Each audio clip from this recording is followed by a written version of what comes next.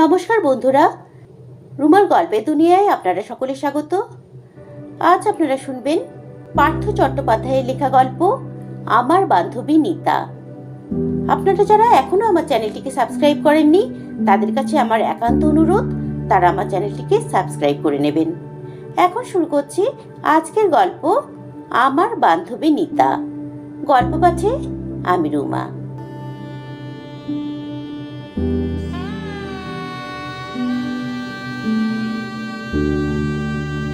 আমার নাম চৈতালি। আজ আমার বিয়ে। বলা যেতে পারে আজ আমাদের পরিবারের সবচেয়ে আনন্দের দিন, সবচেয়ে দুঃখের দিনও।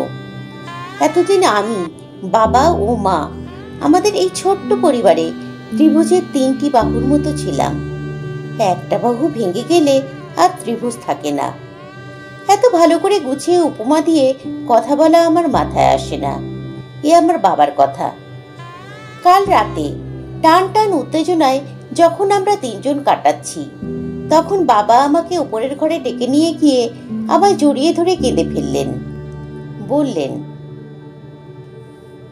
গত 2 বছর ধরে তো যখন বিয়ের সম্বন্ধ করছিলাম আর প্রতিবারই সম্বন্ধটা ভেঙে যাচ্ছিল, তখন খুব হতাশ হয়ে পড়েছিলাম। তারপর ভগবান মুখ তুলে চাইলেন, এই সম্বন্ধটা পাকা হলো, সব দুঃখ চলে গেল। কিন্তু তখনও বুঝিনি মা, একটা দুঃখ শেষ হলো, আরও একটা বড় দুঃখ আমার জন্য অপেক্ষা করছে। পরশু সকালেই তুই চলে যাবি। আমি আর তোর মা কাকে নিয়ে থাকবো? আমাদের আর কি আছে? এই বলে বাবা কাঁদতে লাগলেন। বাবাকে কোনোদিন ভেঙে পড়তে দেখিনি, এমনকি ঠাম্মার চলে যাবার দিনও নয়। অথচ একমাত্র ছেলে বাবা তার বৃদ্ধা মাকে আমার চেয়েও বেশি ভালোবাসতেন। রোজ অফিস যাবার সময় মাকে বলে যেতেন, মা আসছি। মা আশীর্বাদ করতেন, সাবধানে যাবি, দুর্গা দুর্গা। বাবার মায়ের সেই বিছানাটাও যেদিন খালি হয়ে গেল, সেদিন আমি কেঁদে ভাসিয়েছিলাম।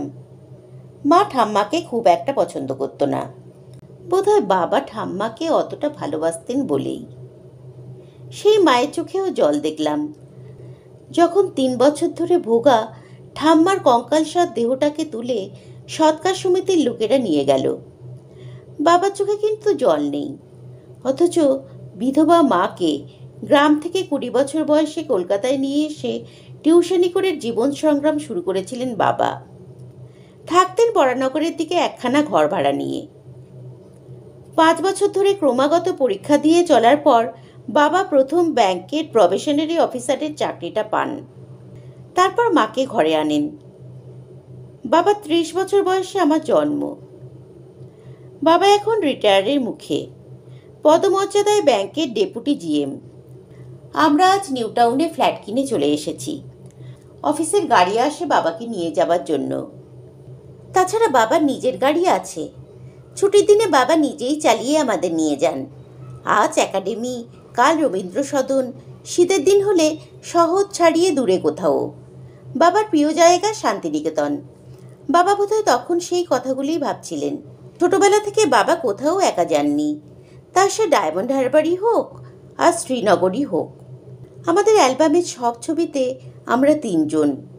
সেই ছোটবেলায় আমি যখন মায়ের কোলে, তখন থেকেই আমরা ঘুরছি। 1-2বার ঠাম্মার সঙ্গেও গেছি, পুরী, দেওঘর। তারপর ঠাম্মা একটু অসুস্থ হয়ে পড়ায় রানাঘাট থেকে ছোট পিসি এসে সে সময়টা থাকতো। বাবাকে কি বলে সান্ত্বনা দেব ভেবে পেলাম না। আমিও কেঁদে ফেললাম। আমি বললাম, বাবা তুমি তো সব চিন্তা করেই আমার বিয়ে দিয়েছ।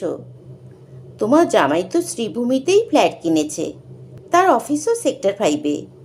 তুমি তো বলেই নিয়েছ আমার মেয়েকে কিন্তু যখন তখন আসতে দিতে হবে। তোমার জামাই উত্তরে কি বলেছিল মনে নেই? আমার বাবা মা দেশে থাকে, শ্রীভূমির ফ্ল্যাটে একা একা থাকতে ওর ভালো না লাগতেই পারে। যখন মনে হবে তখনই আপনাদের সঙ্গে দেখা করে আসবে। তবে দেখবেন ও অফিস করে আর আপনাদের কাছে যাবার সময় পাবে না। ওর অফিস তো আবার ক্যামাক স্ট্রিটে। বাবা আর কিছু বলেননি। মুখে চোখে ক্লান্তি। এক ছেলে, কাছের মানুষ বলতে ছোট পিসি। পিসিমশাই অনেক দিনই মারা গেছেন। পিসিরও 50-এর কাছাকাছি বয়স। আমার পিস্তুত দাদা অশেষ 2 দিন ধরে ছুটি নিয়ে এ বাড়িতে আছে। কাল বিকেলে এসেছে আমার ছোট পিসির মেয়ে সায়নী, তার 2 বছরের বাচ্চা মেয়েটিকে নিয়ে। আশা স্তক টুটুন বাড়ি মাথায় করে বেড়াচ্ছে। তাকে সামলাতেই সায়নী সারাক্ষণ কেটে যাচ্ছে। টুটুন, যাস না, দাঁড়া দাঁড়া, এই এই দাঁড়া, পড়ে যাবি, একটু দাঁড়া দাঁড়া দাঁড়া। আমারও সকাল থেকে দম ফেলার সময় নেই। সকাল থেকে একটা না একটা অনুষ্ঠান লেগেই আছে। পাল্লা দিয়ে ফোন বাজছে, বন্ধুরা ফোন করছে। এর মধ্যেই ফাজলামো, হালকা রসিকতা। যেমন আমার ক্লাস ফ্রেন্ড জুই ফোন করছে, আর মাত্র কটা ঘন্টা বাকি, টেলিফোনে তোর হৃৎপিণ্ডের ঢুকপোকানি শুনতে পাচ্ছি। আমার আর এক বন্ধু ভূষণ আরও একটু বোল্ড। ও মেয়েদের সঙ্গে এমন কথাবার্তাই বলে, আমার রাগে গা জ্বলে যায়। কিন্তু আর সব মেয়েরা বেশ এনজয় করে। ভূষণ বলছে, ধীরে বন্ধু ধীরে, ফুলশয্যার রাতেই সব দিয়ে দিস না জামাইবাবুকে, হানিমুন অবধি অপেক্ষা করিস। কিন্তু আমি যে ফোনটার জন্য অপেক্ষা করছিলাম সেই ফোনটা কিন্তু এখনও এলো না। সেটা আমার বান্ধবী নিতার ফোন। গত পরশু নিতার সঙ্গে আমার শেষবারের মতো কথা হয়েছে। কাল থেকে ওর ফোন সুইচ অফ। আমি তবু ভাবছিলাম ওই আমায় ফোন করবে। গতকাল থেকে ওর আমার বাড়িতে চলে আসার কথা। ওর বিছানাও করে রেখে দিয়েছিলাম। আজ সকালে বাবাও জিজ্ঞাসা করছিলেন, চৈতি, নিতা তো এলো না? হ্যাঁ বাবা, আমিও তাই ভাবছি। তুই ফোন করেছিলি? কাল থেকে নিতার লাইন পাচ্ছি না, ফোনটা খারাপ কিনা বুঝতে পারছি না। বাবা, তুমি একবার জেঠুকে ফোন করে দেখো না। বাবা সঙ্গে সঙ্গে নিতার বাবা বিভাস জেঠুকে ফোন করলেন। ফোন ধরলেন জেঠু। আমি ওদের কথা শুনতে পাচ্ছিলাম। হ্যাঁ বলুন, বিয়ের কাজকর্ম কীরকম এগুচ্ছে? মোটামুটি, বুঝতেই পারছেন একা মানুষ। যে জন্য ফোন করছি, কাল নিতার এসে পৌঁছানোর কথা ছিল, সে এলো না। আজও তাকে ফোনে পাওয়া যাচ্ছে না। চৈতিমা তো খুব আপসেট। নিতার শরীরটা খুব ভালো নেই। গতকাল রাতে একটু টেম্পারেচারও হয়েছিল, একটা ক্যাপসুল খাইয়ে দিয়েছিলাম। আজ সকালে অফিস থেকে জরুরি ফোন, কি একটা জরুরি মিটিং ডেকেছে এমডি। অসুস্থ শরীরে একটা ট্যাক্সি নিয়ে 7 সকালে বেরিয়ে গেছে। ও টেলিফোনটা কি খারাপ? ফোনে ওকে পাওয়া যাচ্ছে না? তা তো বলতে পারবো না। আপনারা সন্ধ্যায় আসছেন তো? অফকোর্স, নিতাকে সকাল সকাল ফিরতে বলেছি। আমরা একসঙ্গেই যাব। আপনি তো বললেন সেদিন পাত্রপক্ষ মফস্বলে থাকে, সেখান থেকেই আসবে। হ্যাঁ, রানাঘাটের কাছে দত্তফুলিয়ায় ছেলের বাবা মা থাকেন। বাবার হোমিওপ্যাথি প্র্যাকটিস, পঞ্চায়েতের মেম্বার, অনেক দিনের পুরনো বাস গ্রামে, জমি জমাও আছে। তবে এখন তো আর সে আগের গ্রাম নেই। গ্যাস, ফ্রিজ, টিভি সবই আছে, নিজেদের গাড়িও আছে। আপনার জামাই তো সেক্টর 5-এ আছে, ও বোধহয় কলকাতায় থাকে। হ্যাঁ, শ্রীভূমিতে ওদের ফ্ল্যাট আছে। বউ ভাতের 1 সপ্তাহ পরেই চৈতালি শ্রীভূমিতেই চলে আসবে। আশীর্বাদ করবেন। আপনি তো জানেন আমরা চৈতালির বিয়ের ব্যাপারে কতটা ওয়ারিড ছিলাম। একের পর এক সম্বন্ধ আসছে, পছন্দ করে যাচ্ছে, তারপর কোথা থেকে কি হয়ে যাচ্ছে। কিছুদিন পরে সবাই রিগ্রেট করছে। কি যে রহস্য বলুন তো। গল্পের বইতে পড়ি বিয়েতে ভাঙচি দেয় লোকে, কিন্তু চৈতালির বিয়ের ব্যাপারে ভাঙচি পড়বে আর সব পাত্রপক্ষই পিছিয়ে যাবে, এমন কিন্তু স্বপ্নেও ভাবিনি। হ্যাঁ, আমারও স্ট্রেঞ্জ লাগছে ব্যাপারটা। চৈতালি মা যেমন সুন্দর দেখতে, পড়াশোনাতেও ভালো, আপনাদের এমন ছিমছাম পরিবার আমিও তো ভাবতেই পারছি না। যাক, তবু শেষ পর্যন্ত যে ভালো ছেলে পেয়েছেন, বিয়েটা যে দাঁড়িয়ে থেকে দিয়ে যেতে পারছেন, এটাই ঈশ্বরের অসীম করুণা। আচ্ছা, দেখা হবে। বিভা জেঠু ফোন ছেড়ে দিতে যাচ্ছিলেন। বাবা সৌজন্যের খাতিরে আবার বললেন, আশীর্বাদ করুন ওরা যেন সুখী হয়। আচ্ছা, নিতার বিয়ের ব্যাপারে কিছু এগুলো? এই প্রশ্নটা আচমকা শুনে জেঠু যেন একটু বিব্রত হলেন। তারপর বললেন, কেন, চৈতি আপনাকে কিছু বলেনি? নিতা বলেই দিয়েছে ও বিয়ে করবে না, নয়তো এতদিনে ওর বিয়ে হয়েই যেত। ওরই ক্লাসের ছেলে সোহম, ও এখন আইএস হয়েছে, ওকে বিয়ে করতে চেয়েছিল। ওর বাবা ডাক্তার, আপনিও চিনবেন, ডক্টর এম.কে. সিনহা, গাইনি, এনআরএসের প্রফেসর। নিজেই একদিন আমায় ফোন করেছিলেন ফরমাল প্রপোজাল নিয়ে। আমি নিতাকে আবার বোঝালাম, ও রাগারাগি করে সেদিন ডিনারই খেলো না। আমাকে বলল, আমি যে বিয়ে করব না তা সোহমকে বলে দিয়েছি, তা সত্ত্বেও নির্লজ্জের মতো বাবাকে দিয়ে বলাচ্ছে। আর তোমাকে কেউ বলতে এলে তুমি বলবে এ সম্পর্কে আমি কিছু জানি না। একটু চুপ করে গেলেন জেঠু। আমি বাবাকে ইঙ্গিত করছিলাম টেলিফোনটা রেখে দাও। মিছিমিছি কেন এক মেয়ের বয়স্ক বাবার মনের দুঃখের ঘাটাকে খুঁচিয়ে বড় করে দিচ্ছ? বাবা আর একটা কল এসেছে বলে টেলিফোন রেখে দিলেন। আমি একটু রাগ করেই বললাম, বাবা, নিতার ব্যাপারে ওর বাবা মায়ের সঙ্গে আর কিছু বলতে যেও না। নিতাকে তো আমি জানি ও বিয়ে করবে না। কেন বলতো? তুই তো আমাকে আগে এ কথা বলিসনি। কেন, তুমি কি ওর জন্য সম্বন্ধ দেখতে নাকি? তা ওর বাবা বললে হয়তো দেখতাম। তোর দুই দেওর তো বেশ ভালো পাত্র, বেশ অবস্থাপন্ন। আমি বললাম, বাবা, তোমার কি মাথা খারাপ হয়েছে? ওরা তো গ্রামে থাকে। নিতা গ্রামের ছেলে বিয়ে করে দত্তফুলিয়ায় গিয়ে ঘরকন্যা করবে? সৌরভ আইআইটির আইটি ইঞ্জিনিয়ার হয়েও যদি দত্তফুলিয়ায় চাষবাস করতো, তাহলে আমিও কি এই বিয়েতে রাজি হতাম নাকি? কেন, গ্রাম কি খারাপ? আমিও তো গ্রামের ছেলে। আমার সময় গ্রামে রাতে চিতা বিরুতো।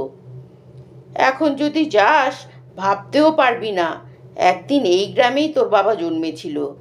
খালি পায়ে 4 মাইল হেঁটে রোজ স্কুলে গিয়ে পাশ করে ম্যাট্রিকের 4টে লেটার পেয়েছিলাম আমাদের গ্রামের কলেজ থেকে। মোহিত ভট্টাচার্য, মোহিতদা ইন্টারমিডিয়েটে সেকেন্ড স্ট্যান্ড করে। বাবার ওই এক নস্টালজিয়া। গ্রাম, যত ব্রিলিয়ান্ট ছেলে বাস নাকি গ্রামে। শহরে যত চাকচিক্য, মল, আইনক্স আর 5 তারা লাইফস্টাইল থাকুক, খাঁটি আন্তরিক মূল্যবোধে উদ্দীপ্ত লড়াকু ছেলেমেয়েরা গ্রামেই বড় হচ্ছে।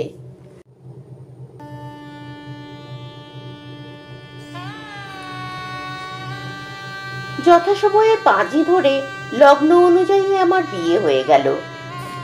আমার আসল শ্বশুরবাড়ি দত্তফুলিয়া গ্রাম থেকে বাস বোঝাই করে বরযাত্রীরা এলো। বাবা সত্যিই বলেছিল, পোশাক দেখে এখন আর কে গ্রামের আর কে শহরের বোঝার উপায় নেই। অনেক ছেলেই জিন্স টি শার্ট পরে এসেছে, সবার হাতেই আধুনিক মডেলের টাচ ফোন। যা কিছু দেখছে ছবি তুলে নিচ্ছে। বাবা রাজারহাট নিউ টাউনে একটা আধুনিক মলের ওপরতলাটা ভাড়া করেছিলেন। সেখানেই আজকাল এখানকার যাবতীয় অনুষ্ঠান হয়। বাবা অনর্থক ভয় পেয়েছিলেন। সুখের দিনে বন্ধুর অভাব হয় না, উৎসবের দিনে কেউ একা থাকে না। বন্ধু ও সঙ্গী কোথা থেকে দলে দলে চলে আসে। এ তো বাবা প্রায় 400 অভ্যাগতকে নেমন্তন্ন করেছেন। অনুষ্ঠানের কোনো ত্রুটি রাখেননি। 600 টাকা প্লেটের বুফে ডিনার থেকে সাজানো তরুণের দরজা থেকে পাতা রেড কার্পেটের সামনে অভ্যর্থনা করার জন্য 2টো ক্লাউনও ভাড়া করে এনেছে ডেকোরেটরের লোকেরা।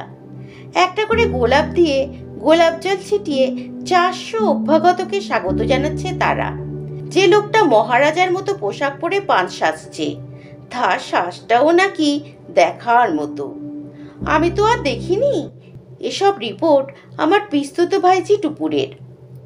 গত 3 বছরের চেষ্টায় আমার এই বিয়েটা সত্যি সত্যি ধুমধাম করে হয়ে গেল। পরদিন সকালে একটু ফুরসত পেয়েছিলাম। বারবেলা পড়ার আগেই রওনা হয়ে যেতে হবে। ওরা নাকি নতুন বরবউকে দত্তফুলিয়া শ্বশুরবাড়িতে নিয়ে গিয়ে তুলবে।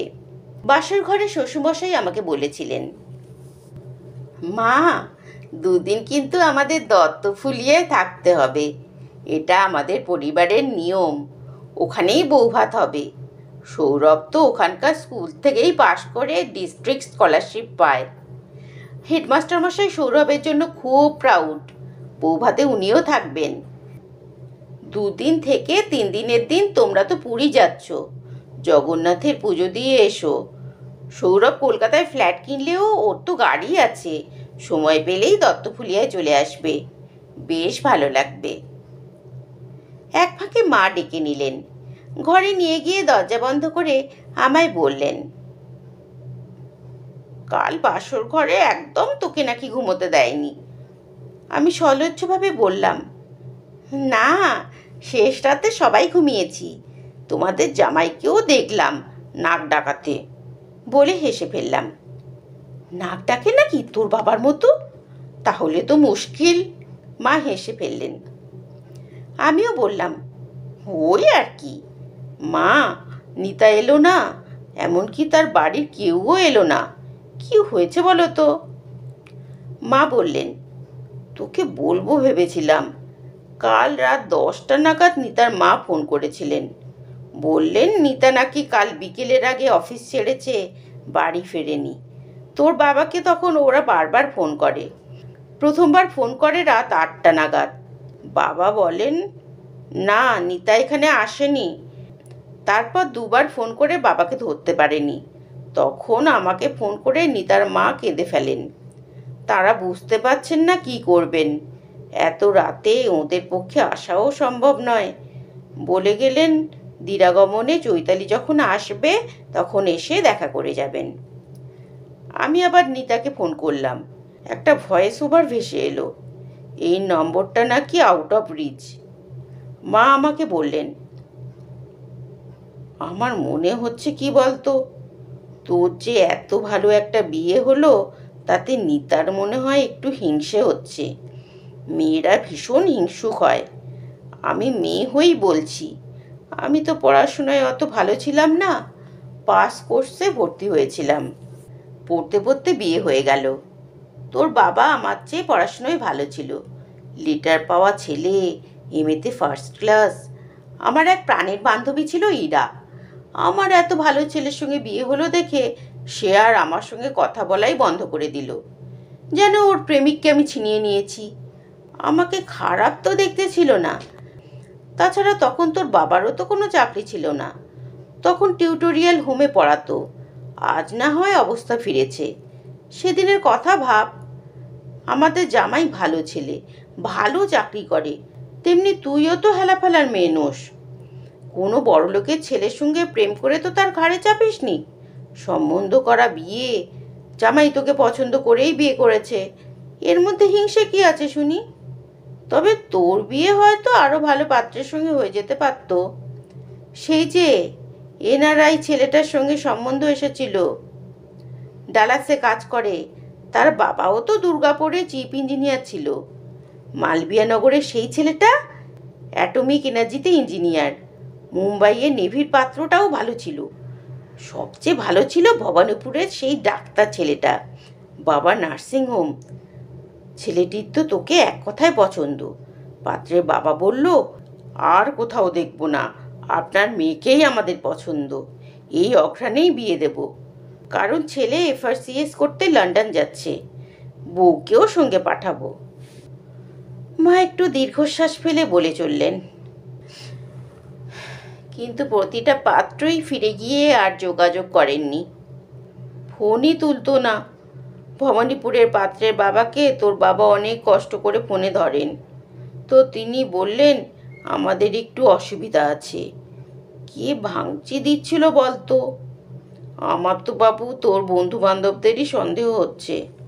সত্যি কথা বলতো, তোকে কোনো ছেলে নিজে থেকে বিয়ে করতে চেয়েছিল, যাকে তুই হটিয়ে দিয়েছিস? আমি বললাম, তেমন কোনো ঘটনা ঘটলে আমি তোমাকে বলতাম না। ওসব কথা আর কখনো ভেবো না মা, বিয়ে তো হয়ে গেল, এখন আশীর্বাদ করো যেন সুখী হই। মা এবার আমাকে জড়িয়ে ধরে কেঁদে উঠলেন।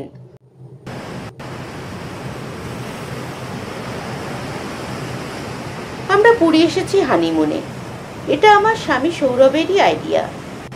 ভুবনেশ্বর পর্যন্ত প্লেনে এসে ট্যাক্সি নিয়ে সোজা হোটেলে। এত হেক্টিক জার্নি। ভুবনেশ্বর থেকে পুরী গাড়িতে করে প্রায় 2 ঘন্টা, ভুবনেশ্বর প্রায় 1 ঘন্টার ফ্লাইট, তারপর আরও 2 ঘন্টার উপর ড্রাইভ। হোটেলে পৌঁছতে পৌঁছতে সন্ধ্যা হয়ে গেল। প্রথমে স্নান করে নিলাম, ঘুমে চোখ জুড়িয়ে আসছিল। যেদিন কোণে দেখতে এসেছিল সেদিন প্রথম আজ চোখে সৌরভকে যতটা দেখেছিলাম, ইমপ্রেসড হওয়ার মতো কিছু পাইনি।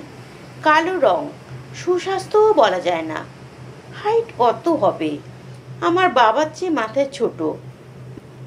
বাবার 5'10", আমার 5'4", মাথায় আমার মায়ের সমান, চোখে পুরো লেন্সের চশমা, কম কথা বলে। বিয়ের আগে বেনারসি পছন্দ করার জন্য ও আমাকে গড়িয়াহাটে নিয়ে গিয়েছিল। সেদিন সঙ্গে বাবা মাও ছিলেন। খুব বেশি কথা বলার সুযোগ হয়নি। বাসর ঘরে তো নয়ই, ওখানে আমাকে গান গাইতে হয়েছিল। আমার বাবা মাই বোধহয় আমার গানের প্রচার সচিব হয়েছিলেন। সব মেয়েই বিয়ের আগে গান শেখে, তারপর তানপুরায় ধুলো জমে। সৌরভ বাসর ঘরে আমার গান শুনে মুগ্ধ শ্রোতার মতো বলেছিল, গানটা ধরে রাখতে হবে। আমিও ধরে রাখার প্রতিশ্রুতি দিয়েছি। পরে জানলাম আমার বড় রবীন্দ্রসঙ্গীত গায়, আমার চেয়ে ওর ভালো গলা। সিভিউয়ের ব্যালকনিতে চা খেতে খেতে আমরা গোটা 2 গান করলাম, শেষেরটা ডুয়েট। গান শেষ হয়ে গেলে সৌরভ আমাকে বলল, তোমাকে একটা জিনিস দেখাবো বলে নিয়ে এসেছি। আমি ভাবছিলাম সৌরভ আমাকে কোনো সারপ্রাইজ দেবে। আমার টেনশন বেড়ে গেল। সৌরভ উঠে গিয়ে তার সুটকেস খুলে একটা খাম নিয়ে এলো। খামের ওপরে সৌরভের কলকাতার ঠিকানা লেখা। হাতের লেখাটা চেনা চেনা ঠেকলো। সৌরভ খাম থেকে একটি চিঠি বার করলো। চিঠিটাও মেয়েলি হাতে লেখা, তলায় কোনো নাম নেই, শুধু ছোট্ট একটা চিঠি। চিঠিটি এই, সেদিন আপনাকে টেলিফোনে যা বলেছিলাম আর চিঠিতে সে কথা বলছি। চৈতালি আমারই, আমরা পরস্পরকে ভালোবাসি। আপনি ভাবছেন তা কি করে হয়? আমিও মেয়ে, চৈতালিও মেয়ে। 2টি মেয়ে যে পরস্পরকে গভীরভাবে ভালোবাসতে পারে তা শুধু আমরাই জানি। আর আপনি যদি বুদ্ধিমান হন তাহলে শুধু কল্পনা করতে পারেন। আমাদের দুজনের মধ্যেই তফাৎটা এই যে আমি আমার বাবা মাকে আমার পছন্দ অপছন্দের কথা সহজে বলতে পেরেছি। চৈতালি আজও লোকলজ্জার ভয়ে তা পাচ্ছে না। সে বাবা মাকে দুঃখ না দেবার জন্য একটা লোক দেখানো বিয়েতে রাজি হচ্ছে। কিন্তু আপনার তো একটা আলাদা জীবন আছে, আলাদা স্বপ্ন আছে। আপনি এই বিয়ে ভেঙে দিন, নিজেকে বাঁচান। চিঠিতে কোনো সই নেই। চিঠিটি পড়ে আমার মাথাটা ঝিমঝিম করতে লাগলো। এতদিন ধরে নিতাই তাহলে এইভাবে চিঠি লিখে আমার সব বিয়ের সম্বন্ধ ভেঙে দিয়েছে? এতদিন ধরে আমাদের দুজনের অন্তরঙ্গ নিবিড় সম্পর্কের পিছনে কি ছিল নিতার সমকামী ভালোবাসা? না, নিতা কোনোদিন মুখ ফুটে বলেনি। তার অন্তরঙ্গতা, রাতে বিছানায় আমাকে জড়িয়ে ধরে শোয়া, হঠাৎ হঠাৎ আমাকে চুমু খাওয়ার অর্থ আমি বুঝিনি। ভেবে এসেছি অন্তরঙ্গ বন্ধুত্বের এটিও একটা প্রকাশ, হয়তো বাড়াবাড়ি। কিন্তু নিতার মতো যারা একটা সম্পর্ককে গভীরে নিয়ে যেতে চায় তাদের পক্ষে বাড়াবাড়িই যেন তাদের চরিত্রের সঙ্গে মানিয়ে যায়। আমি অন্য কিছু ভাবিনি। তাছাড়া আমি অত কিছু গভীরভাবে ভাবার সময়ই পেতাম না, একমাত্র সিলেবাসের পড়া ছাড়া। গল্প উপন্যাস কেন, দৈনিক বাংলা কাগজটাতেও আমি একবার চোখ বুলিয়ে রেখে দিতাম। কোনো কথা না বলে নিতার চিঠিটি আমি নীরবে সৌরভকে ফেরত দিয়েছিলাম। সৌরভ বলল, এ চিঠি কি সত্যি? নিতা কে? আমি কিছুই জানি না। চিঠিটি পাওয়ার পর তোমার সঙ্গে কথা বলতে চেয়েছিলাম, কিন্তু তখন বিয়ের কথাবার্তা অনেক দূর এগিয়ে গেছে। তবে তোমাকে দেখে তোমার সঙ্গে কথা বলে আমার একবারও মনে হয়নি যে তুমি আমায় ঠকাচ্ছ। সেই মুহূর্তে কিন্তু নিতার ওপর আমার কোনো রাগ হলো না। নিতা যে প্রতিবার আমার বিয়ের সম্বন্ধ নষ্ট করে দিয়েছে, এমনকি এই বিয়েটাও যে হতে দিতে চায়নি, সে কথা আমার মনে এলো না। সৌরভকে সেই মুহূর্তে আমি প্রচণ্ড ভালোবেসে ফেললাম। বিয়ের পর থেকে এ পর্যন্ত লোকটিকে আমি নির্ভর করতে পারিনি। লোকে ভালোবেসে বিয়ে করে তা জানি, কিন্তু বিয়ের পর সম্পূর্ণ অজানা অচেনা এক পুরুষকে ঘিরে একটা সন্দেহের জাল চোখের চারপাশে ঘুরপাক খায়। ওকে আমি ভালোবাসতে পারবো তো, এই প্রশ্ন জাগে। এখন যেন নিশ্চিন্ত হলাম। আর নিতার ওপর আমার ভীষণ ভীষণ করুণা হলো। সৌরভ আবার জিজ্ঞাসা করলো, আমার কথার জবাব দিলে না তো? আমি সৌরভের হাত দুটি ধরে ঘরের দিকে টেনে এনে বললাম, ঘরে এসো, বলছি। এতক্ষণ আপনারা শুনলেন পার্থ চট্টোপাধ্যায়ের লেখা গল্প আমার বান্ধবী নিতা। গল্পটি আপনাদের কেমন লাগলো কমেন্টে লিখে জানাবেন। আমার গল্প পাঠ ভালো লাগলে আপনারা যারা এখনো আমার চ্যানেলটিকে সাবস্ক্রাইব করেননি, তাদের কাছে আমার একান্ত অনুরোধ, তারা আমার চ্যানেলটিকে সাবস্ক্রাইব করে নেবেন। সাবস্ক্রাইব করার সময় বেল আইকনটিতে ক্লিক করবেন, তাহলে আমার চ্যানেলে পোস্ট করা নতুন গল্পের নোটিফিকেশন আপনারা তক্ষুনি পেয়ে যাবেন। আজকের মতো আমি এখানেই শেষ করছি। পরের দিন আসবো অন্য কোনো নতুন গল্প নিয়ে আপনাদের কাছে। সুস্থ থাকবেন, ভালো থাকবেন, ধন্যবাদ।